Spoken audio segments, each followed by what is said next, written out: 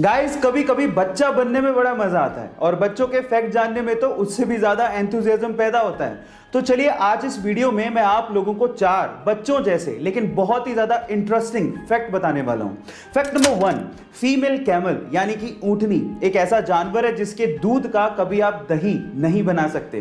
Fact number 2, सुअर एक ऐसा जानवर है जो आकाश में कभी नहीं देख सकता। फैक्ट नंबर 3, गाय सीढ़ियां चढ़ तो सकती है लेकिन उतर नहीं सकती। और फैक्ट नंबर 4, एलिफेंट यानी कि हाथी एक ऐसा मैमल है जो कि कभी कूद नहीं सकता यानी कि जंप नहीं मार सकता। है ना ये चारों इंटरेस्टिंग फैक्ट्स। गाइस ऐसे ही इंटरेस्टिंग फैक्ट्स के लिए YouTube पे हमारे चैनल को सब्सक्राइब कर लीजिए और अगर आप Instagram पे देख रहे हैं तो मुझे फॉलो करना मत भूलिएगा। मिलते हैं अगली वीडियो में।